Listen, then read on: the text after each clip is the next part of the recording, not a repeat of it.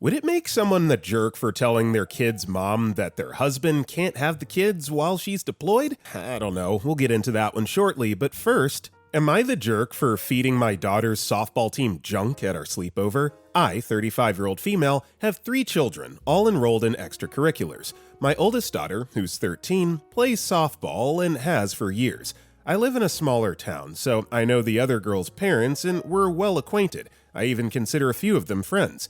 We take turns having big, huge sleepovers for the girls at our homes, and this weekend, it was my daughter's weekend. We had never discussed what we should and should not feed the girls, just allergies and such, so I don't think there were rules. My other child is also in sports, and I've never had complaints about this either, and I've hosted these sleepovers before, just not this season yet, and there are a few mothers, newer parents to the team. Anyways, I had bought the girls pizza and breadsticks, and had pink or regular lemonade offered for dinner.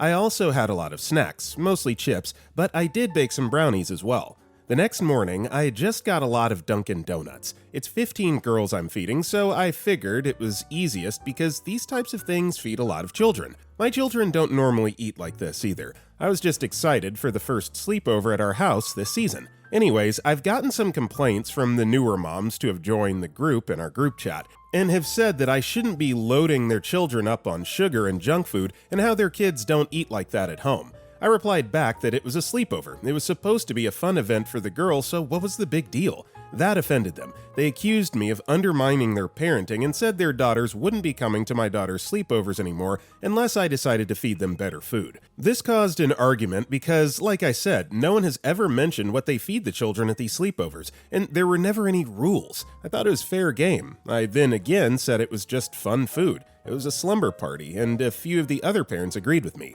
A few hours later, that mother replied in the group chat that her daughter would no longer be coming to any events at my home since I couldn't see that fun food was just a different word for junk. Then called me a lousy mother for feeding children up with that crap, then left the group chat.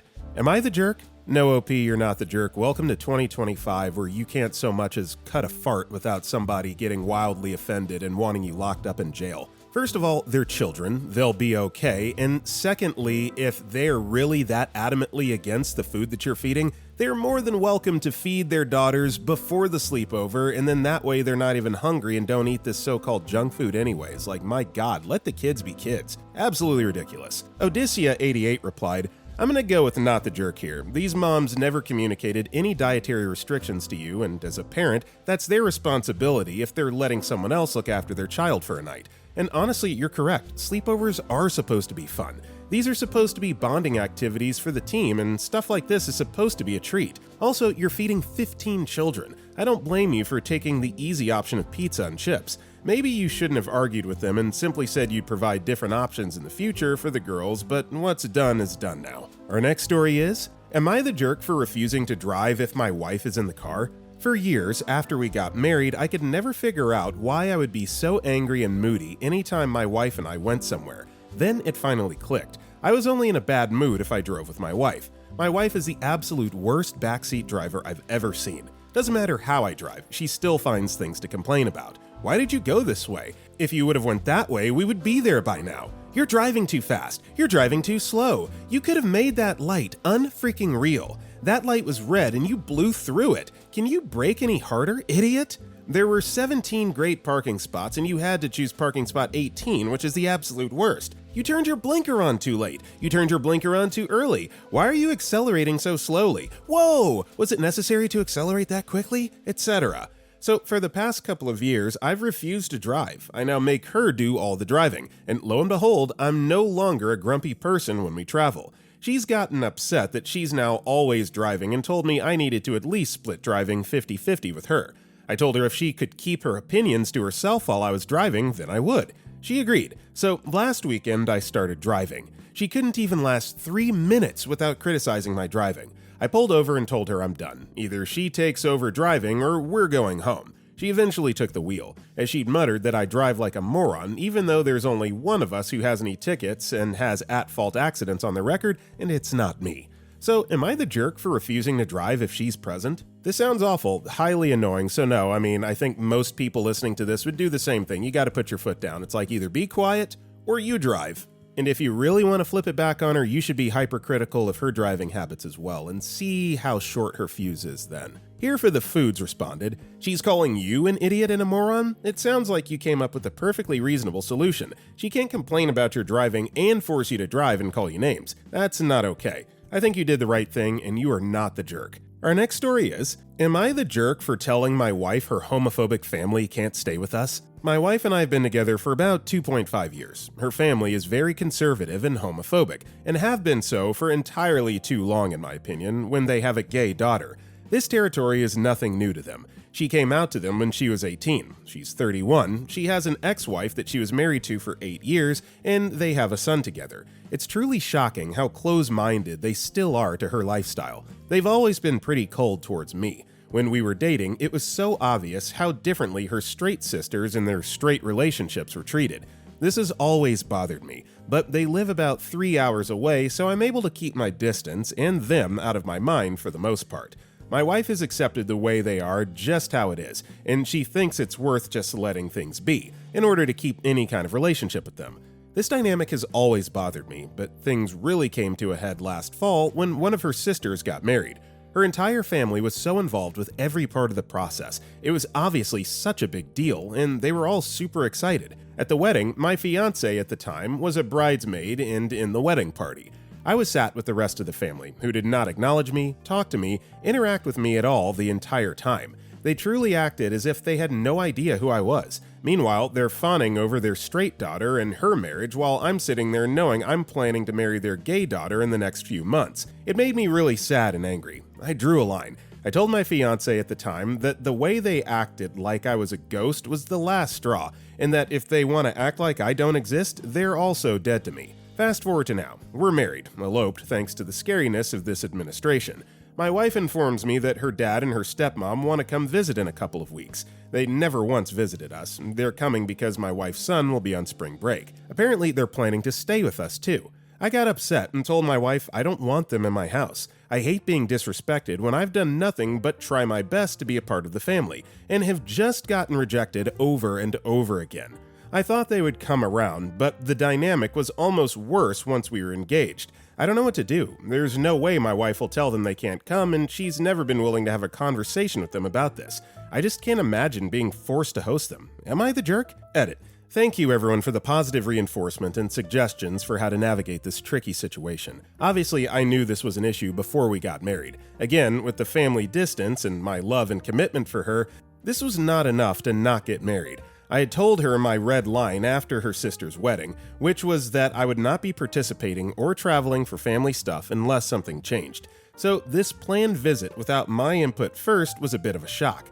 Since posting, I've told her that she either needs to finally have a conversation with them, ask them to stay in a hotel, or that I will leave for the weekend. After a long discussion, she's told me she'll have the conversation. So here's hoping some progress is made. I think that's really about all you can do in this situation. Have a conversation, put your thoughts and feelings out there, and, if they don't agree or if they don't concede a little bit, then you just have to go no contact. Mrs. Superwife 3 replied, "You have a wife problem. If she isn't willing to put her foot down and invites her disrespectful family into your home, I'd make it a point to be absent when they show up, and make marriage counseling a condition of your return. It's never okay to ignore your spouse's feelings and disregard their concerns, especially concerning your family of origin." Radiant Bowler 2339 replied, "I agree completely. Your wife needs to shut them down. I think you're the jerk to yourself. She was married before, and I'm assuming they treated that wife like crap too. Not trying to be rude or mean, but why do you think it would be different for you?" Our next story is, "Am I the jerk for yelling at a mom and her kid to get out of my home? A few months ago, I, 28-year-old female, started a new D&D campaign and invited a few friends. One of them, Sarah, asked if her friend Anne could join. Anne is a mom who doesn't get many chances to hang out with adults, so I agreed, even though I knew she might be flaky due to childcare responsibilities. I asked Anne if she could attend at least the first few sessions to get familiar with the game, and she agreed. She then proceeded to cancel, mostly last minute, every proposed first session for the next 2 months. I told her I'm sorry, but if she can't make it to the next proposed session, she won't be in long campaigns. Still welcome to join one-shots. She apologized and said she'll make it. She made it, but brought her toddler without asking. As soon as they came, the kid needed to use the bathroom. He made a mess since he can't fully use an adult toilet yet. I told Anne that's fine, but asked her to clean it up. This surprised her, and she started being a bit on edge. We finally sat down at the table, and the kids started running around, looking for things to do. I was a bit stressed out by this. Anne noticed and put him in her lap, but now the kid was at the table, which was covered in minifigures, dice, pretty pictures, and maps, most being a choking hazard along with glasses of various drinks. The kid started fussing about wanting to play with them. I was telling Anne no because it's not safe. She told me he's gentle and doesn't put stuff in his mouth. We bickered while her kid was throwing a tantrum. After the kid knocked over a glass, I loudly asked her to step out into the backyard and calm him down a bit while I make the table safer. She did, visibly embarrassed, and I removed everything except for plain-looking papers, pens, and paper cups. I also did my best to calm down as this entire thing stressed me out to heck and back at this point. They came back and things were fine for a minute. That is, until my dog came out of my bedroom to drink water. Now, I don't have many house rules, but I have one that's important. Ignore the dog. They were informed of that before coming over. The kid spotted her and yelled, "Doggy!" and put him down to say hi, and he made a full-speed beeline at my dog while making grabbing motions and yelling. I stopped him by stepping out in front of him. He ran into me, fell down, and started crying. Anne started screaming at me. I screamed back and very swiftly told her to get the F out of my home. Sarah was annoyed and told us it took them an hour and a half to get to me, then went with Anne since they carpooled. The rest stayed. It was awkward for a half an hour or so, but we ended up having fun and they even stayed for the night. I then woke up to the local Facebook groups and people's Instagram stories calling me a controlling jerk, saying I'm discriminating against various players, being too strict, and have a dangerous dog. To add insult to injury, Sarah, who I've been friends with for years, is not speaking to me. So, am I the jerk? No, you're not the jerk. You know, she brought her child uninvited into your home and you were willing to accept that, possibly work through it, but it sounds like she wasn't able to control the child and respect your wishes to leave the dog alone, so all of that coupled with, the fact that the child really shouldn't have been there in the first place. I mean, you were well within your rights to ask her to leave, and I don't think that's controlling at all. Not creative at all, 16 replied, not the jerk. If she couldn't find childcare, the least she should have done is reach out to you to make sure she can bring her toddler to your house. The second she didn't want to clean up after her kid is when I would have kicked her out, but she should have never brought him without clearing it with you first. Ryoko Kusanagi 69 replied,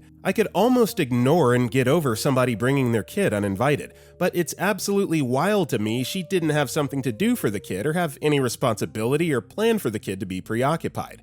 If the kid isn't able to sit and play quietly by himself and gets in the middle and messes with every little thing and the mom had absolutely no control or plan for that. Like, if you're gonna bring your kid somewhere, the kid needs to know how to sit down and play in a coloring book for 2 hours. You've gotta have a plan or something for the kid. Our next story is, would I be the jerk if I refused to give up a water fountain the previous homeowners abandoned 4 years ago? In September 2021, we purchased a home that was built in 2019 and we moved in immediately. The previous owners, PO, left a few things at the home, including a water fountain. Within the first month, the PO asked if they could collect the fountain. We said that was fine, but they never came. It's now April of 2025, 4 years later, and has been sitting in the front yard. Over the last 2 years, I've been organizing, prepping, and designing my front garden where it will be incorporated into my design. I'm an avid gardener and decided to redo the garden, but I haven't yet planted anything. It's taken me a while to actually get started for multiple reasons. The first year, we were settling in. Second year, I had to learn about the seasons. I'm from Florida, we don't have seasons. Research native plants, best planting times, amongst other things. The most important reason was because the house was built poorly and we had to repair an entire wall that was in the main section of the garden. There is no point for me to plant when we will be doing construction work. After we finished the exterior part of the wall, winter started. The roof still needs repairs, but I have access to the area now. I planned on power washing, repairing, and painting the water fountain this weekend, but I got COVID and again delayed. I dismantled the fountain and relocated it to various places to be worked on. Suddenly, the PO messaged my husband stating he wants the water fountain back. It's his 45th anniversary soon, and it was his wife's 35th anniversary present, stating he'll be by this weekend to get it. I told my husband to inform the PO that I'm no longer willing to part with it. PO states it's not mine to part with and he'll be by to pick it up. It's been on our property for 4 years. It's considered abandoned property after 30 days. We gave him the chance to pick it up, but they didn't. We're not a storage unit. What claim is it his to come get it? I understand it was an anniversary gift, but clearly he didn't care enough to get it in the last 4 years. This house was brand new, but terribly built by the PO. Everything that could be wrong is wrong. Roof is missing edge pieces, subfloor is uneven, causing the entire floor to be uneven with the gaps in all the wood. The entire house needs new siding because they installed the hardy board incorrectly and now falling off. 4 different colors and textures of caulk used in the backsplash of kitchen.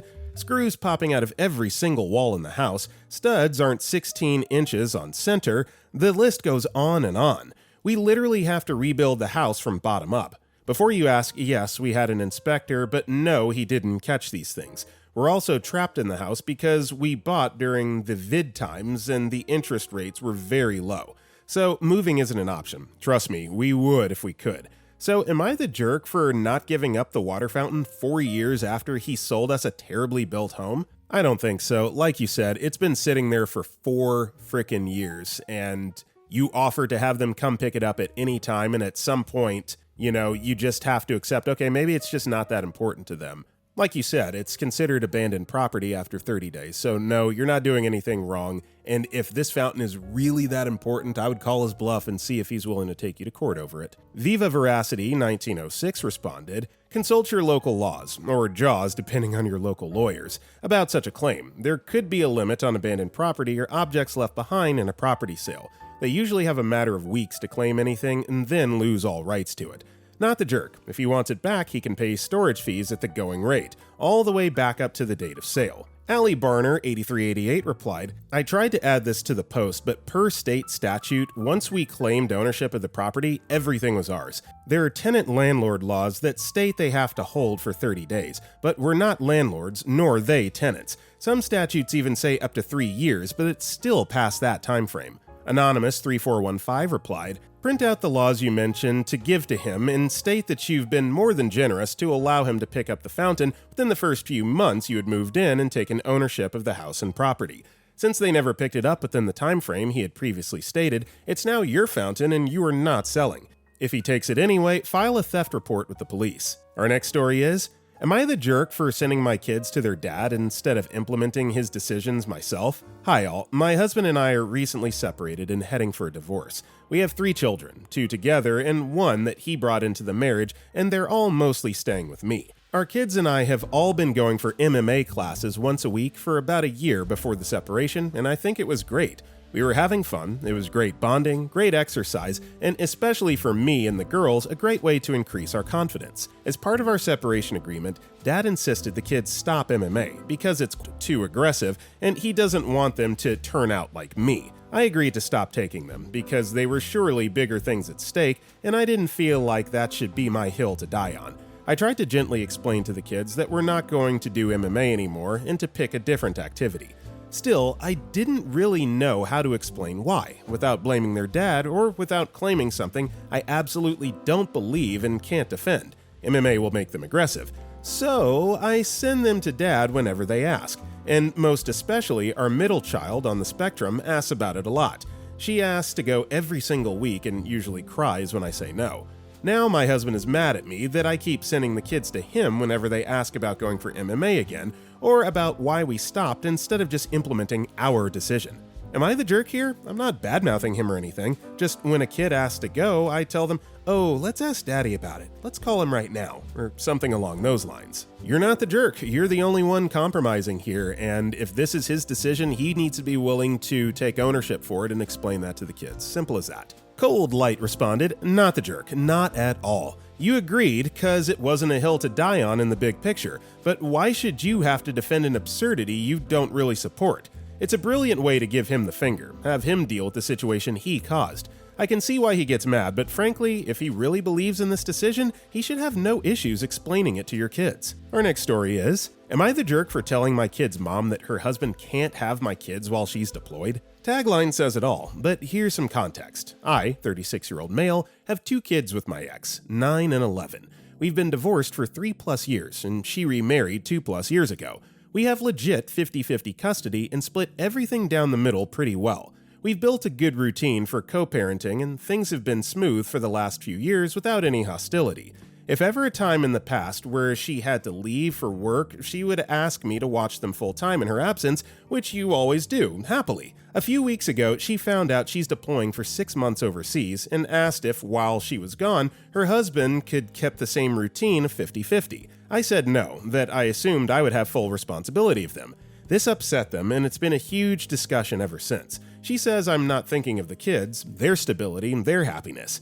I argue that I disagree and that what parent wouldn't want the opportunity to have them full again, even if for a temporary time. I tried to explain that just because they're with me, that I won't cut their other lives out completely. They don't want to hear it. The husband tries to make demands. Every solution I've come up with doesn't work with him, and I clearly am the bad guy to them. I want to add that our custody agreement even states I get them if she deploys and we live in California. So even though I don't think I'm in the wrong here, am I the jerk? Well, I mean, just refer to your custody agreement as you said, which says that you get them if she deploys. So, no, regardless of what anyone's personal opinion is on the matter, it's literally written in the custody agreement and you're honoring that. Independent Prior 612 responded, "Family law legal assistant here. Not a lawyer, not your lawyer. The following is merely my personal opinion.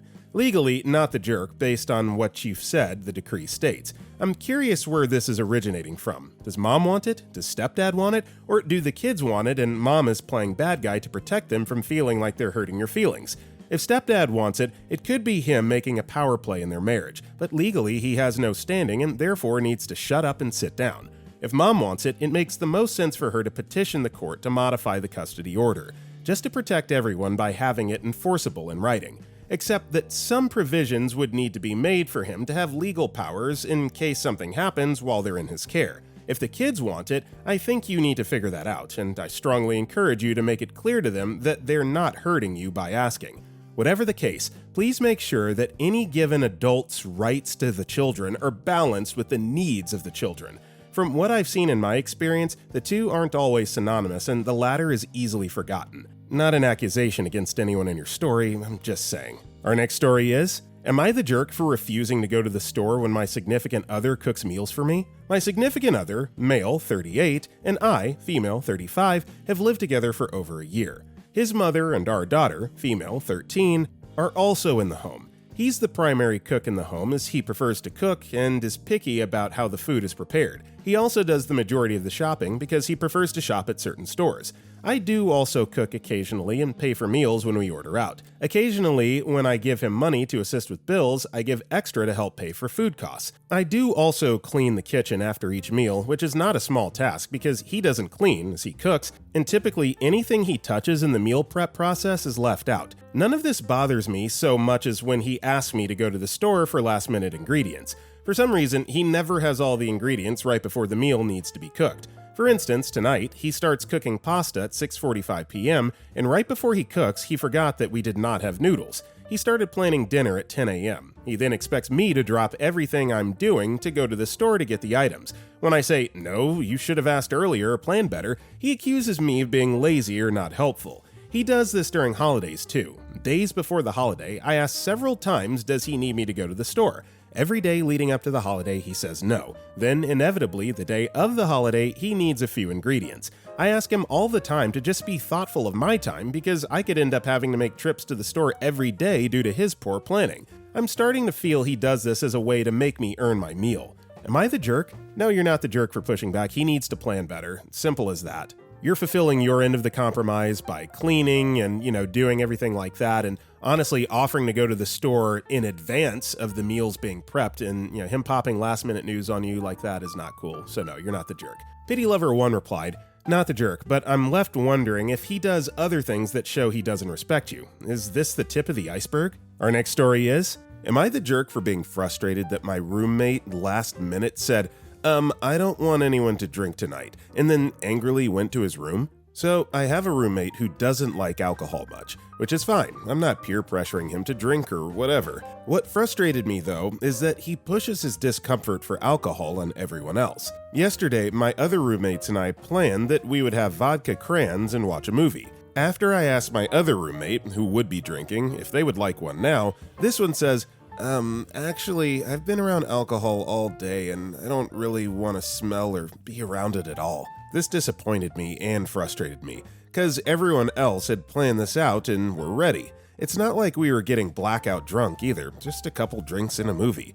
Originally, I was going to oblige, but I did say under my breath something like, well, if it bothers you, you can go to your room and vibe there. I don't know if he heard me, but he got up then and stormed to his room. He works at a bar and grill, so in terms of the smell and being around it all day, I don't know what he expected. Later, he came out to use the restroom and just said, "Next time, warn me, please." Followed by assuming that we weren't going to oblige him at all by saying, "Well, earlier, you all weren't really listening to me." So, am I the jerk? I'm going to say no. Living with roommates does require some degree of compromise, and I don't think that throwing a temper tantrum and going to your room when you don't get your way is necessarily the best way to handle it. I know it's obviously easier said than done, but I think the best course of action for this particular roommate is to maybe seek out people to live with that are more like-minded, because this is probably going to be a recurring issue. Any Dragon Fruit 4130 responded, "Not the jerk. Most adults who can handle their liquor don't have a problem. You absolutely have the right to drink in your home, even if he doesn't like it. Tell the moody child to go to his room. If he continues to be a pain, I would start complaining about something he enjoys. Give him a taste of his own medicine." Ellie SPN replied, "Agree. If the roommate wanted to have house rules about alcohol, that should have been discussed prior to moving in together. Absent that, he should expect that his adult roommates are going to make their own decisions about drinking. His choices are to drink or not drink himself, and to stay in his room if he doesn't want to be around people drinking. His roommates drinking really isn't any of his business. The only other consideration might be if there's missing information and OP and his roommates get overly loud or obnoxious while drinking. That would affect the roommate, and he might be within his rights to ask them to keep it down after a certain hour. Also, hello everybody, my name is Brendan, and if you guys enjoy these Am I the Jerk videos, it would be great, awesome, if you left a like or commented down below if you're listening to the podcast. Now then, our next story is, am I the jerk for refusing and ungrateful to take a 1,000 plus gift from my partner because I like cooking? About 2 weeks ago, my partner told me he was hosting a Salad Master party at our home. Salad Master is a cookware brand that claims to cook food without added water for healthier eating. He asked if I wanted the cookware, but after a quick Google search, I found it gimmicky and said no, explaining why. I thought that was the end of it. A week later, while the party was happening, I went out to meet friends. Before I left, I met the salesperson, who tried to pitch the pans by saying I'd taste the difference. I smiled politely and left. While cooking at my friend's place, because I love cooking, I got a text from my partner asking if I wanted to buy a pan or pot. Annoyed, I compromised and agreed to a saucepan since I didn't have one. Then, 20 minutes later, he texted me saying he had bought the entire set for over $1,000. I was frustrated because I had said no, then adjusted to let him get a single pan, and he still bought everything. When I got home, he told me how good the food was, which was fine, but then he brought up the baking soda test. The salesperson boiled water in my stainless steel pan, added baking soda, then did the same with the Salad Master pan. They made the guests taste both, claiming my pan made the water taste metallic, while the Salad Master's did not. My partner then tried to convince me my pan was bad. I found it odd and told him it was hard to believe my Le Creuset stainless steel pan would do that. He got upset, saying, "I was there, I tasted it. Do you think I'm lying?" That angered me because I wasn't calling him a liar, I was questioning the test. Later, I searched and found that scratched stainless steel can react with alkaline substances like baking soda, making the water taste metallic. The more I read, the more suspicious the whole thing seemed. The next day, he gave me a Salad Master booklet as a gift and suggested I replace my pans. That made me angry. I told him no and tried to explain why, but he dismissed me, pretending to listen while doing other things, saying I'm ungrateful, and he has a history of buying me things after I explicitly say no, then getting upset and calling me ungrateful when I don't accept them. To avoid a fight, I've been sleeping in a separate room, but now I'm livid and I just found out he's hosting another Salad Master party. I'm at my wit's end. So tell me, am I the jerk for refusing a gift that my partner bought me? I'm gonna go no here. Trying to force someone to accept a gift in general, that makes the the self-righteous gift provider, the jerk in this scenario. So no, without any other further context, that alone, I think, OP, you're in the clear, not the jerk. You're not doing anything wrong. This is just kind of ridiculous on his part. Glum Airline 4017 replied, I'd make sure he doesn't toss your Lecrae set as well, especially since he thinks it's crap and clearly doesn't know good cookware. I once had a boyfriend who put my favorite cast iron in the dishwasher, then claimed it was cheap because it rusted. Also, is this the kind of nonsense you want to live with forever? Guy just blew $1,000 on crap you specifically said you didn't want. That's a lot of money. I'd be ticked if my partner disregarded my wishes, as the person who does most of the cooking, and bought that junk. Our next story is, am I the jerk for refusing to give up my bedroom for my niece and nephew? I, 19-year-old female, still live at home with my parents while I attend college. I pay for my own tuition and contribute to household expenses when I can, but since my school is local, living at home saves me a ton of money. Recently, my older sister, 27-year-old female, and her 2 kids, 5-year-old male and 3-year-old female, moved back in after her divorce. She's struggling financially, and my parents are letting her stay here rent-free until she gets back on her feet. I get that it's a tough situation, and I've been helping out with the kids when I can. The issue is that my parents want me to give up my bedroom so my sister's kids can have their own space. We have a small house, and my sister is already taking the guest room, so the kids are currently sleeping with her. My parents think it would be better for them to have their own room and are asking me to move to the couch or make do by squeezing into their office space. I said no. I've lived here my whole life, and this is still my home. I need my own space, especially since I have a heavy college workload. I don't see why I should be the one to sacrifice my room when this situation isn't my fault. My sister is upset, saying her kids are uncomfortable, and my parents are disappointed in me for not being more understanding. Now the whole house is tense, and I'm wondering if I'm being selfish. Am I the jerk? No, I mean, the kids are 5 and 3. Like, if they were teenagers and needing a little bit more space to stretch their wings, shall we say, be a little bit more understanding, but in this case, no, they can sleep with mom. It sounds like it's just a temporary situation anyway. Said that mom's staying there until she can get back on her feet financially, so with her and her children coming into your place of residence, I don't think that, the onus should really be on you to compromise there. So I'm going to say not the jerk. Sneaky Fox 85 replied, not the jerk. No one's stopping your sister from taking the couch and giving her kids the guest room. They are her responsibility, after all. No one's stopping your parents from taking the couch and giving the kids their bedroom. There's 2 options that don't involve forcing you out of your bedroom. What's stopping them from sacrificing? Oh, right, it'd be an inconvenience, and it's easier to inconvenience others rather than suffer themselves. Varda Light commented, my first thought was to ask both sister and parents why they weren't willing to give up their room, or why she's not willing to share a room with her kids. Is it really the kids who don't like it? Our next story is, am I the jerk for not opening the door to unannounced family visitors? Where I'm from, people visit each other without any previous communication. The host then has to stop everything they're doing and receive them, specifically if they're from the family. I believe it's disrespectful to visit someone without justification and/or a previous agreement. I know it's a culture of the country, but for me, it's like the visitor saying, I know you have nothing better to do, so just drop it all and attend me, disregarding any work or chore I may be doing. I've made it clear to my family that I'm strict with this, and even if I'm just watching a movie, playing video games, or looking at my cat, if you don't take the consideration of notifying me in advance, it doesn't matter if you're a few blocks away, coming from a different country or from Mars. If you don't text or call me in preparation to your arrival, you'll be left outside, doors shut. A few days ago, my mother told me a cousin of mine came from a very faraway country, and he was going to my house in a few days. I warned her that I wouldn't be able to receive them because I would be working. I work from home. Plus, I didn't wish to dedicate any time to them because my cousin didn't give me the dignity of knowing he was coming to the country beforehand. I didn't even know he had been around for like a week. I told my mother, do not come. I will not open the door. I'm really sorry, but no. Long story short, they came to my door anyway. I saw my mother, father, and cousin in the security camera and heard them calling me.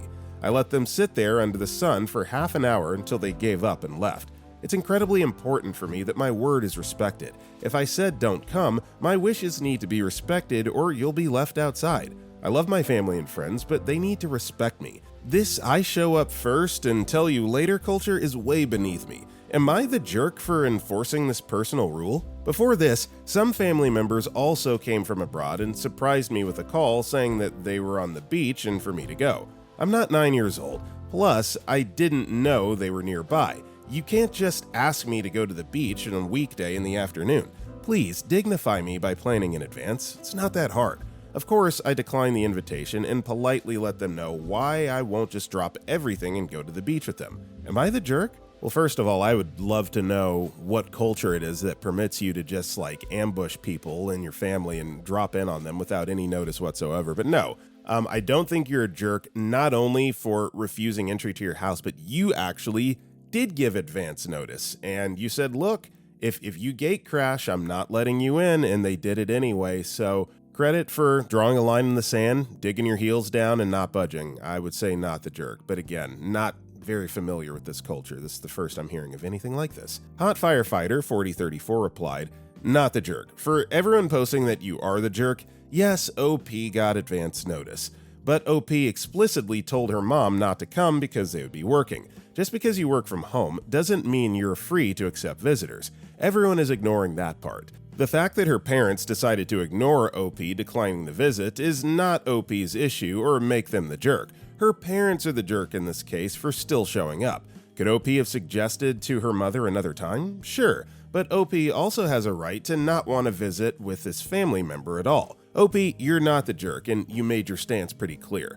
Family members especially like to not take people's work from home seriously, and you have to set those boundaries for them to take you seriously. Zippy Koala replied, yep, far too many people see the phrase working from home, ignore the working bit, and just focus on the home. No, I'm still working. I'm not going to disrupt the job that pays my wages and keeps this roof over my head just to make you coffee and break open the posh biscuits. Firm boundaries are good, not the jerk. Our next story is, am I the jerk for refusing to move beds in a hostel in the middle of the night? I was in a hostel trying to sleep, top bunk, when I heard a sound and I guess it woke me up a little, 12:20 a.m., by the sound of the door opening, and then I see a shadow moving near my backpack. Suddenly, my silhouette of my backpack moves, and I was so startled that I lunged and snatched it back, then looked down to see a guy standing there. Instead of apologizing, he immediately started loudly talking to me. You're in my bed! I need you to get out of my bed! For context, my actual assigned bed, a bottom bunk, was already occupied by someone else when I arrived, so I picked an empty top bunk instead. I tried explaining this. He said sorry, but the guy starts smirking, exhaling sarcastically, and repeating. I told him to just use another bed that's free, but he said, what if I sleep in a bed that's already booked, and kept going, the hostel gave me this bed. Germans take rules seriously. He looked mid-30s, and I'm currently in Germany, by the way. Finally, another sleeper snapped awake and shouted, just pick a dang bed and shut up. You're waking everyone. Only then did the guy grumble and choose another bed. So am I the jerk here? I get that hostels have rules, but he took my backpack first. Who takes another person's item like that? He could have quietly found staff or another bed instead of screaming at midnight.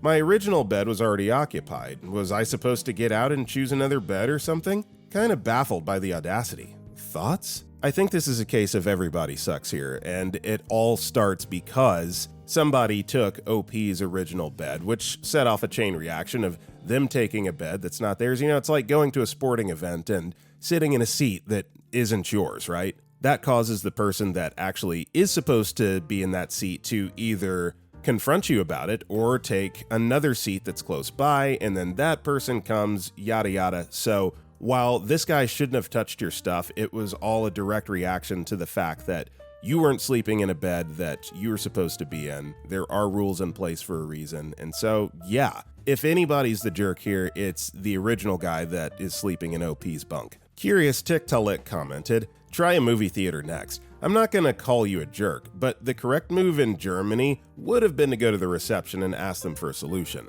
I'll have to go with not the jerk because he shouldn't have touched your stuff under any circumstances, cultural differences or not. Our next story is, am I the jerk for telling off my class president and refusing to cooperate because she enlisted me into a school event without my consent? I, 18-year-old female, am currently a high schooler.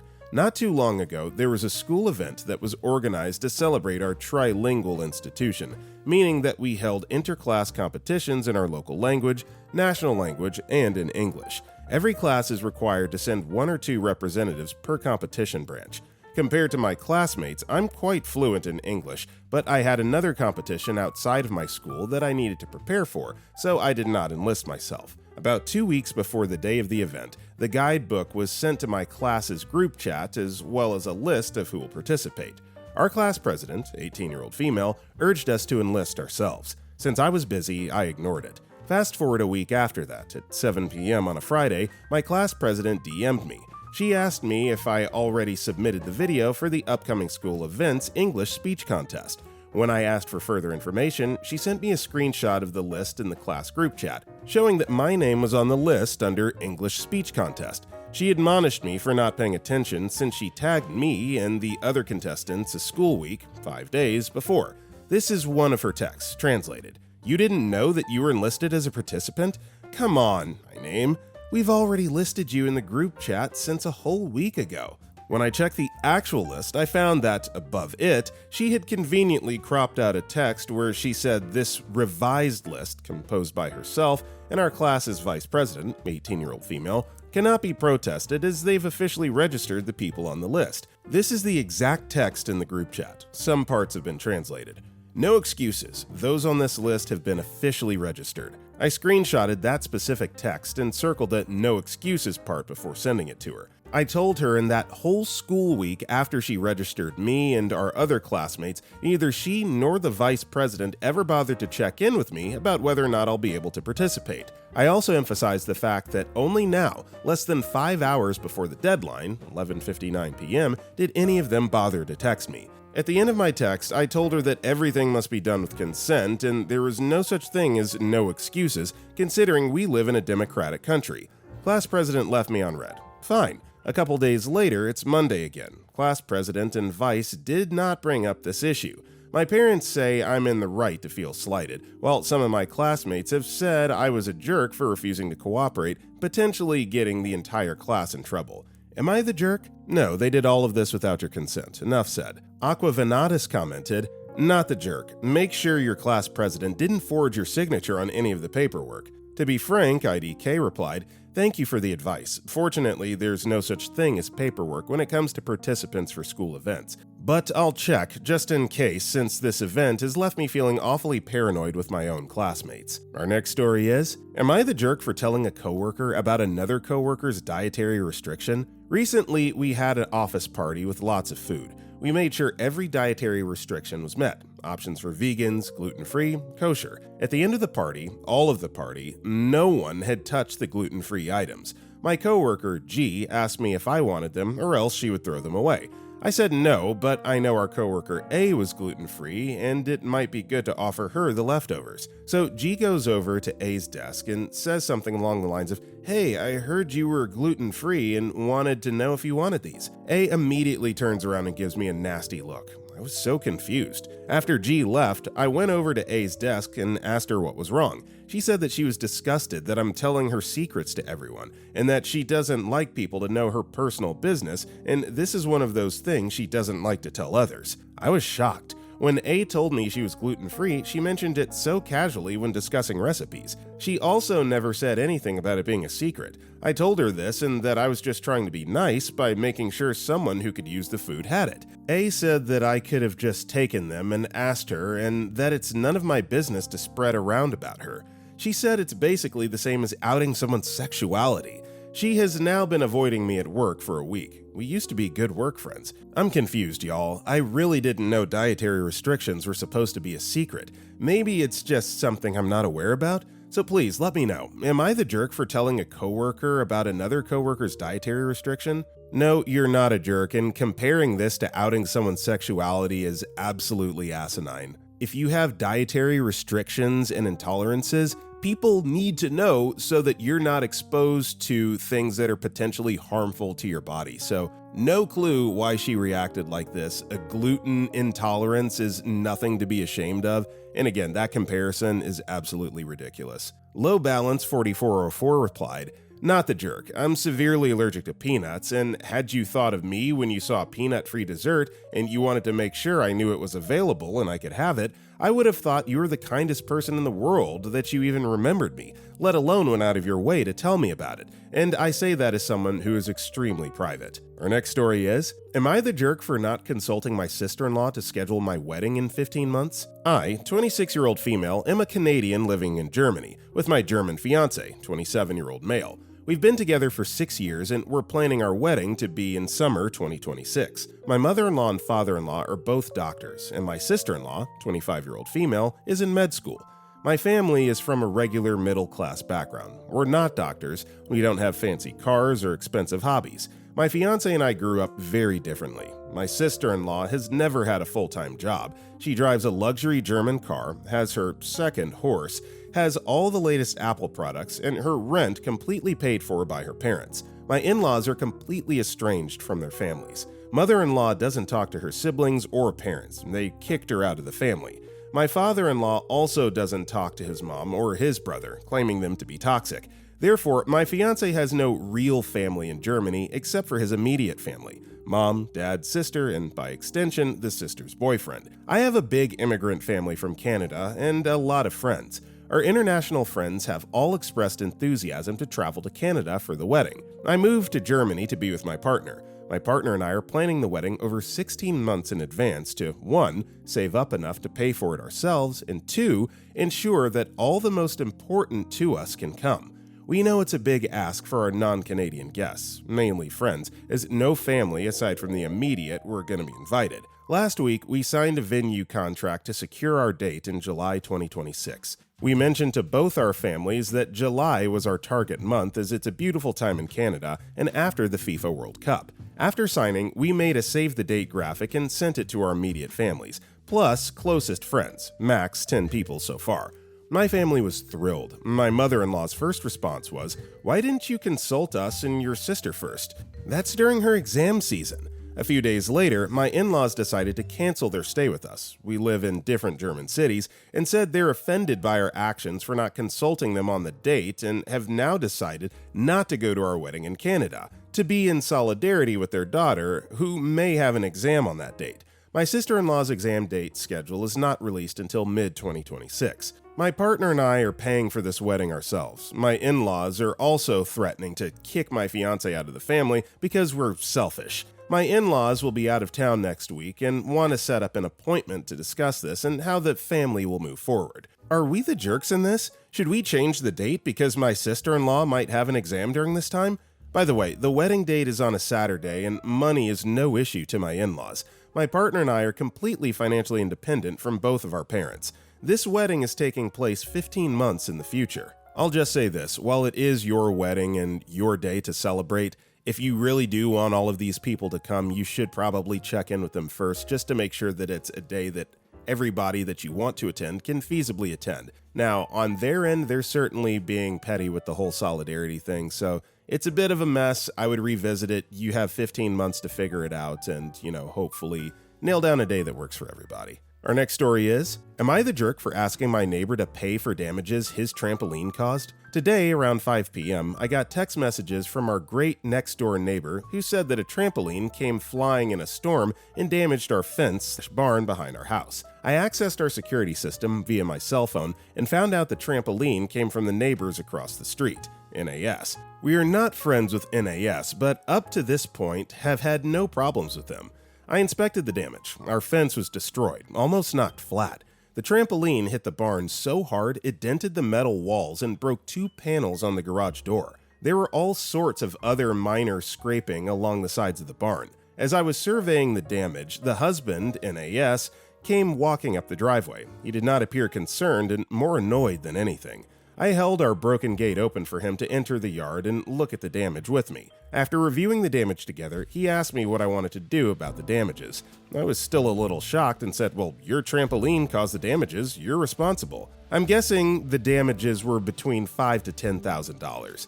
The fence was decorative aluminum to appear like wrought iron, and the damaged section was 4 to 5 panels and cost us approximately $4,000 3 years ago. The garage door was insulated and was around $3,000 2 years ago.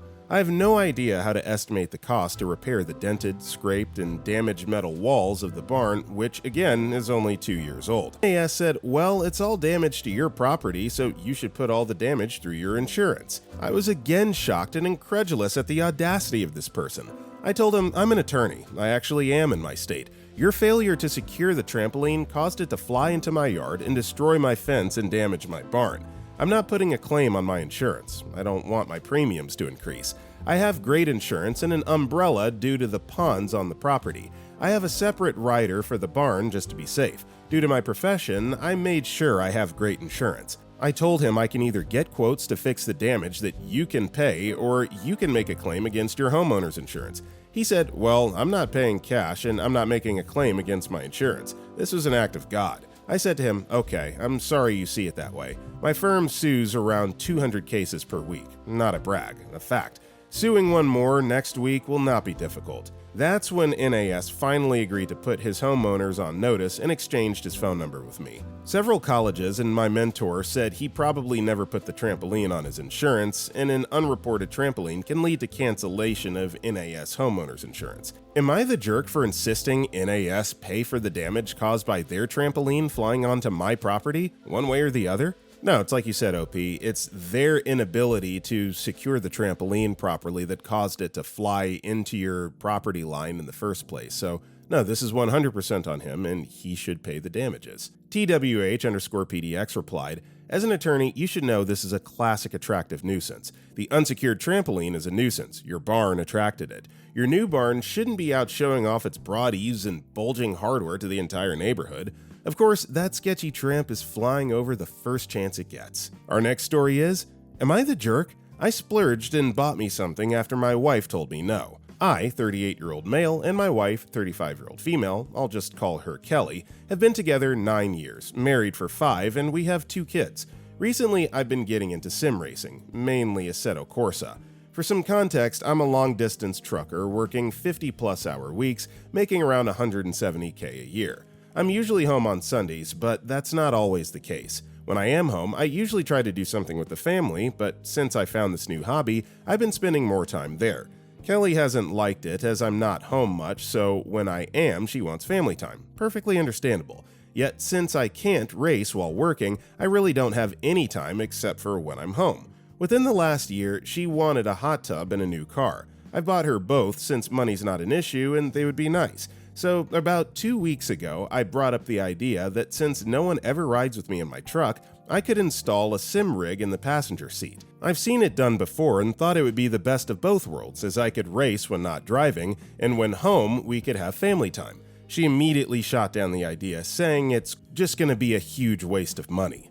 So without her knowing, I took off last Monday and Tuesday to have my friend who builds custom sim rigs build one into my passenger seat. After everything was done and bought, rig, PC, wheel, shifter, monitors, etc., it came to be around $3,700. Nothing compared to what went into her $5,000 hot tub and $39,000 car. Everything is collapsible so I can see while driving, so it's not a driving hazard, it doesn't affect her at all. When I came home this Sunday and she saw it, she went ballistic, cussing me out and left me to walk home. I parked my truck at my shop. Kelly comes to pick me up and drives me home. So after a 40-minute walk, I made it home to see she took the kids to her mother's and wanted to talk about making smart financial decisions. This made me mad as we have a large savings account and emergency fund, so what's wrong with me spending my hard-earned money to splurge a bit on myself? She's a stay-at-home mom and it's been that way since we've met. I do all I can to make sure she has everything she needs and is happy, but I can't have a sim rig to relax and have some fun with the boys? Am I the jerk? Edit. I didn't think this would be needed, but seeing all the people saying that I take 2 days off for a hobby but not for family, I take days, weeks off all the time. We go on family vacations every quarter. I make time for my family. This purchase is so that I can enjoy my hobby on my downtime on the road. I see so many people saying, yeah, she's mad because you spent $4K to take more family time away. No, if you read the full post it's in, my truck. This allows me more family time, yet I'm not going out searching for things to do with my downtime on the road. Sorry for the confusion. Title was poorly picked too. For everyone saying that I should have had a conversation, I tried. She shot me down immediately. Wouldn't allow the conversation. The kids are back home and everything seems to be fine, and I do call her and the kids every night. So many people think I don't care about my family. It's ridiculous. Well, I'll just say this. It's not even a matter of how much money you spent. It's more so the fact that you went against her wishes and did it anyway, right? You're making a power play as the breadwinner, you've got the money, and I understand all of that. But again, that's just, it doesn't make for a healthy relationship. Those aren't ingredients that you want to pour into the cauldron, so to speak. Username 52 responded, "Everyone sucks here, leaning towards you're the jerk. It definitely sounds like I make the money, while she's only a stay-at-home mom, so I buy her things. If you don't think being a stay-at-home mom is a financially good decision for your family anymore, it's a discussion to have together. Big purchases should be discussed with both of you. If you didn't think the hotel tub was a good idea, or that a cheaper car allowed more savings, that's a discussion to have. A car isn't a hobby. A car is a necessity in most places in the US. And you have 2 kids, so she needs a safe vehicle to take them places. Are you not going to use the hot tub at all? You had less than 1 day a week at home, and then started doing a hobby that often took that away. Now you're presenting this new purchase as, look, I'm making more time for my family. You took off 2 days to install this thing. Couldn't you take off 2 days so that you had some family time when you see them like 3 days a month? When does she ever have time for hobbies? How well did you explain this thing you were buying? I've never heard of it." Her immediately shooting things down while not seemingly budget conscious in general also sucks. The kids are not jerks. Poor kids. Alright everybody, that's all the time we got for today. If you enjoyed the video, don't forget to like and comment down below, and if you want to check out any of our other videos, click the video on the right. That all being said, I'll see you all next time.